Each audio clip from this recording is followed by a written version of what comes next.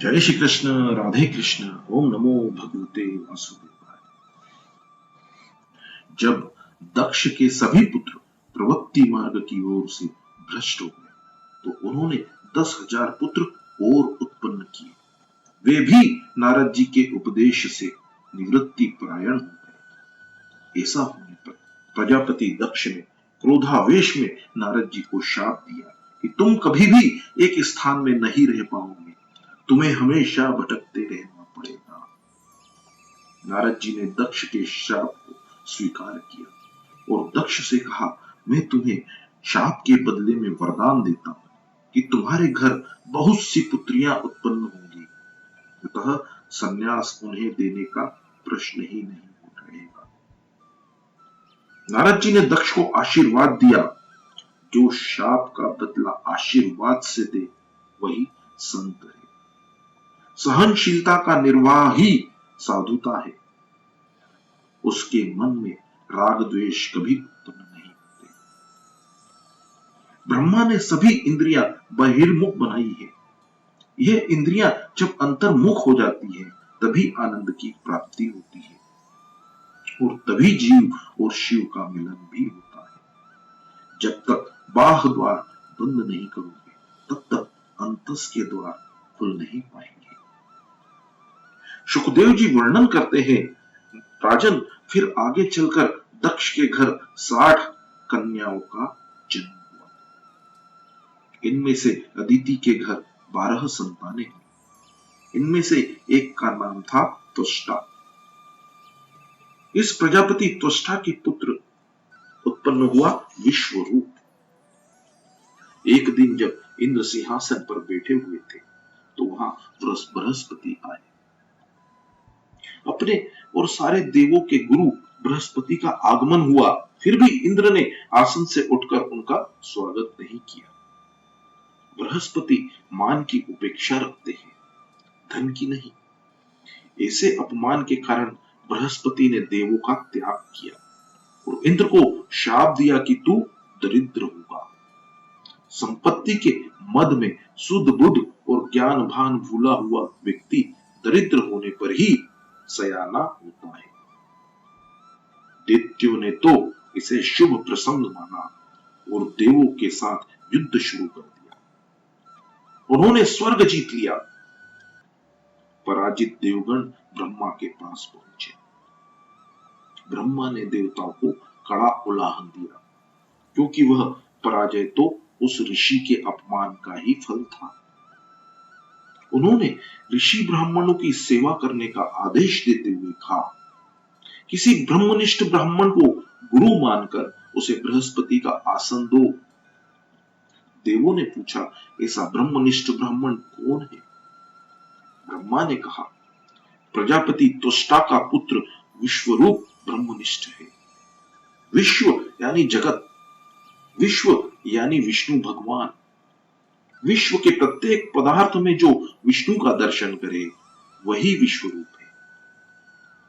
जिस प्रकार सुनार की दृष्टि में आकार का नहीं सुवर्ण का महत्व ही अधिक है, इसी प्रकार इसी भांति ज्ञानी पुरुष ब्रह्माकार को महत्व नहीं देते, आकार में से ही विकार उत्पन्न होता है।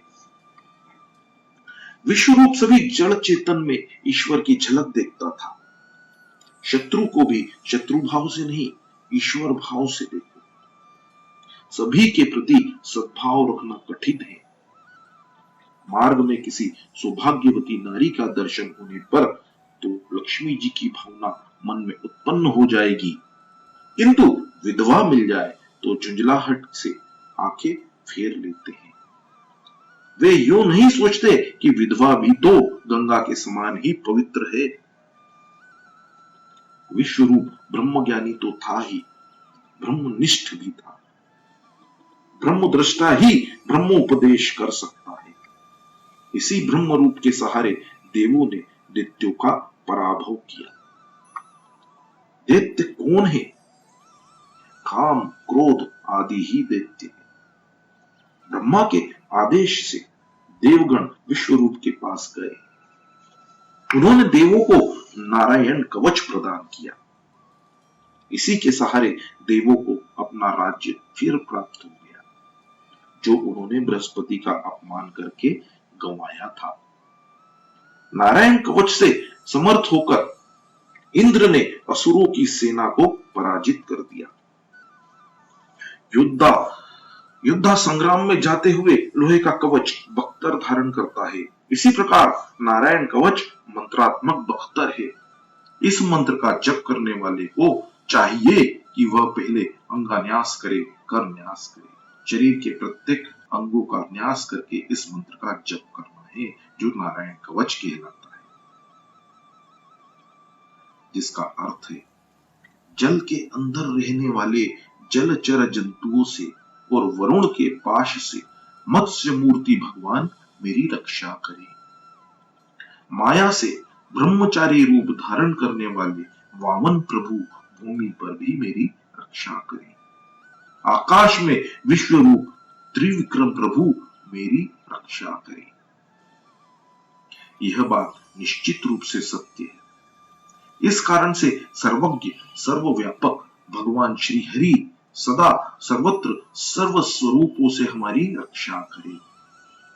नारायण कवच का यह अंतिम श्लोक महत्वपूर्ण है, याद रखने योग्य है। डर लगने पर मनोद्वेग के समय इसका पाठ करो। मेरे एक ही भगवान अनेक स्वरूप धारण करके क्रीड़ा कर रहे हैं। स्वप्न में एक में से अनेक की उत्पत्ति होती है। स्वप्न का साक्षी कल्पित होता है। जागृत अवस्था में जो कुछ भी दिखाई देता है वह सब एक में से ही निष्पन्न हुआ है। जब तुम ऐसा मानोगे कि सारा जगत ईश्वर रूप है, तभी तुम निर्भय हो सकोगे। नारायण कवच का आश्रय लेकर देवों ने दैत्यों का नाश किया और स्वर्ग का राज्य फिर से प्राप्त कर लिया। विश्व रूप का मातृ ग्रह दैत्य कुल में था। वे सभी में ब्रह्म निष्ठा रखते थे। राक्षस में भी वे ईश्वर के स्वरूप का साक्षात्कार करते थे। उनका अभेद भाव सिद्ध हो गया था। अतः वे यज्ञ में दैत्यों को भी आहुति देते थे। सभी में मैं है, इस मैं को व्यापक बनाओ। मैं को संकुचित करोगे तो दुखी होगे। विश्व रूप की ब्रह्म निष्ठा इतनी तो सिद्ध हुई थी कि वे राक्षस में भी पर ब्रह्मा का दर्शन कर लेते थे। उनका मात्र ग्रह असुर कुल होने के कारण विश्वरूप चोरी छिपे असुरों को यज्ञ भाग देते थे। इंद्र को यह बात उचित नहीं लगी। इससे इंद्र आदि देवताओं की ब्रह्म भावना सिद्ध नहीं हुई। दैत्यों को यज्ञ भाग देने के लिए मना करने पर भी गुरु मानते ही नहीं थे। अतः इंद्र ने विश्वरूप का मस्तक काट दिया। यह समाचार सुनकर प्रजापति त्वष्टा को बड़ा दुख हुआ। उन्होंने संकल्प किया कि मैं ऐसा यज्ञ करूंगा कि इंद्र को मारने वाला पुत्र प्राप्त हो। साकाम कर्मों में थोड़ी सी क्षति होने पर भी विपरीत फल मिलता है। परमात्मा को प्रसन्न करने की इच्छा से कर्म करो। कोई भी काम करते हुए ऐसी इच्छा मत करो कि जगत मेरी प्रशंसा करेगा। जगत ने तो श्री रामचंद्र जी की भी निंदा की थी। लोक कल्याण के हेतु से भी प्रभु राम ने मानव शरीर धारण किया था। कई प्रकार के दुख सहन किए थे, फिर भी जनता ने उनकी कदर न की। तुम ऐसे ही निश्चय करो कि मेरे भगवान को जो कुछ भाता है वही मुझे करना है। साकाम कर्म में थोड़ी सी भी क्षति अनर्थकारी होती है। निष्काम कर्म में क्षति क्षम्य है, पर साकाम कर्म में थोड़ी सी भी क्षति अक्षम्य होती है, क्षमा योग्य नहीं होती है।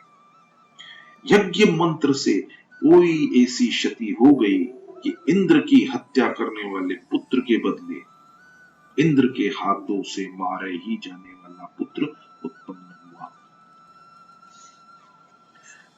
इस मंत्र को बोलते समय ऋत्विजों ने इंद्र शब्द को उदात्त कर दिया और शत्रु शब्द को अनुदात कर दिया। ऐसा होने से शब्दार्थ में परिवर्तन हो गया और परिणामतः इंद्र घातक पुत्र की अपेक्षा इंद्र द्वारा मरने वाला पुत्र उत्पन्न हो गया। यही कारण है कि वेद मंत्र का अधिकार सभी को नहीं दिया गया है। मंत्रो उच्चारण या मंत्र पाठ में क्षति होने पर अनर्थ हो जाता है। केवल सात्विक विद्वान ब्राह्मण ही वेद का शुद्ध पाठ कर सकता है। भागवत में कर्म की निंदा की गई है।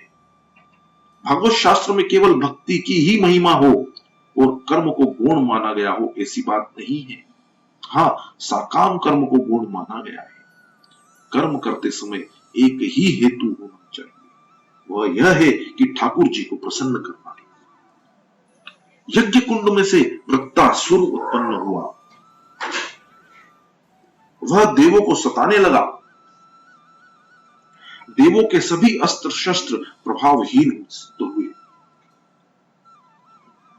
घबराहट के मारे देव परमात्मा के शरण में गए और परमात्मा से प्रार्थना करने लगे। परमात्मा ने देवों से कहा, यदि दधीची ऋषि के अस्थियों से वज्र बना सको तो उस व्रज से वृत्तासुर मारा जा सकेगा। साथ साथ भगवान ने देवों को उलाहन भी दिया कि मुझे प्रसन्न करके भक्ति जैसे श्रेष्ठ वरदान मांगने के बजाय तुमने एक तुच्छ वस्तु की मांग की। प्रभु ने अपना दिव्य तेज वज्र में निहित किया। वृत्तासुर को मारने के लिए इंद्र वज्र लेकर युद्ध करने गया। त्रासदायक वृत्ति ही वृत्तासुर है। वृत्ति अंतर्मुख हो जाए तभी जीव का ईश्वर से मिलन हो सकता है। किसी भी अवस्था में ईश्वर से विभक्त मत हो। वृत्ति की बहिर्मुखता दुखद है, त्रासदायक है। यह तो देवों को भी त्रास देती है। मन को स्थिर बनाना है, मन को स्थिर रखना है तो आंखों को भी एक ही स्थान में स्थिर रखो। वृत्ति के बहिर्मुख होने पर कथा में या मंदिर में दर्शन करने का आनंद नहीं मिल पाता। बहिर्मुख वृत्ति को ज्ञान रूपी वज्र से नष्ट करो। ज्ञान प्रधान बल है। इसके सहारे विषय वृत्तियों को, आवरण वृत्तियों को, वृत्तासुर को मारो। तभी इंद्रियों की अधिष्ठाता देवों को शांति मिलेगी। भागवत में पहले चरित्र कहा जाता है और उपसंहार में सिद्धांत कहा जाता है। ब्रह्मनिष्ठ ऐसी अचल होनी चाहिए, ब्रह्मनिष्ठा ऐसी अचल होनी चाहिए कि अन्य विषयों में रमने का मन ही न हो। मनुष्य विषयों में आनंद खोजता है, इसलिए वह मिलता नहीं है। प्रभु के भजन में वज्र सी अटल निष्ठा रखो। दधीची ब्रह्मनिष्ठ थे, तथा उनकी अस्थियों में भी दिव्यता थी। 1 करोड़ जप करने पर माला में दिव्यता आती है, चेतना आती है। शास्त्रों में कहा है, मंत्र, मूर्ति और माला को कभी मत बदलो। प्रत्येक मंत्र में दिव्य शक्ति है। जो भी मंत्र प्राप्त हुआ हो उसमें दृढ़ निष्ठा रखकर जप करो। मूर्ति भी कभी मत बदलो। जिस स्वरूप में रुचि हो उसमें पूर्णतः निष्ठा रखो। उसी में से प्रभु प्रकटेंगे। वज्र धारण करके इंद्र वृत्तासुर से युद्ध करने गया। दोनों में भयंकर युद्ध हुआ। वृत्तासुर पुष्टि भक्त अर्थात अनुग्रह है। इंद्र के हाथों में वज्र है जिसमें नारायण है, किंतु इंद्र को नहीं दिखाई देते, वृत्तासुर को दिखाई देते हैं, क्योंकि वह पुष्टि भक्त है। वह इंद्र से कहता है, इंद्र तुम मुझ पर वज्र का प्रहार शीघ्र करो। चाहे तुम्हारी जीत हो, किंतु तुम्हारी अपेक्षा मुझ पर ही भगवान की कृपा अधिक है। लौकिक सुखों की प्राप्ति का प्रयत्न न हो पाए तो मान लो कि ठाकुर जी ने कृपा की है। परमेश्वर जिस किसी जीव पर अधिक कृपा करते हैं उसे लौकिक सुख अधिक नहीं देते। लौकिक सुख मिलने पर जीव ईश्वर से विमुख हो जाता है। श्री कृष्ण का नाम स्मरण लौकिक सुखों की प्राप्ति के लिए कभी मत करो। लौकिक सुख में विघ्न उपस्थित होने पर ही समझ लो कि मुझे प्रभु अलौकिक सुख देने जा रहे हैं। जिस जीव पर प्रभु की कृपा विशेष होती है, उसका लौकिक सुख प्राप्ति का प्रयत्न भगवान सफल नहीं होने देते। जिस जीव पर वे साधारण कृपा करते हैं, उसे सुख देते हैं। वृत्तासुर ने इंद्र से कहा, इंद्र, जीत तो तुम्हारी ही होनी है और स्वर्ग का राज्य भी तुम्हें ही मिलेगा, किंतु मैं तो अपने ठाकुर जी के उस धाम में जाऊंगा जहां से मेरा पतन कभी न होगा। तुम्हारा स्वर्ग में से पतन हो सकता है, किंतु मेरा नहीं। भले ही मुझे लौकिक सुख न मिल सके, किंतु मैं तो प्रभु के धाम में जाऊंगा। वृत्तासुर श्री हरि की स्तुति करने लगा। इस स्तुति की वैष्णव ग्रंथों ने भी बड़ी भारी प्रशंसा की है। इस स्तुति के तीसरे श्लोक को कई महात्माओं ने अपना प्रिय श्लोक माना है। जय श्री कृष्ण, राधे कृष्ण, ओम नमो भगवते वासुदेवाय।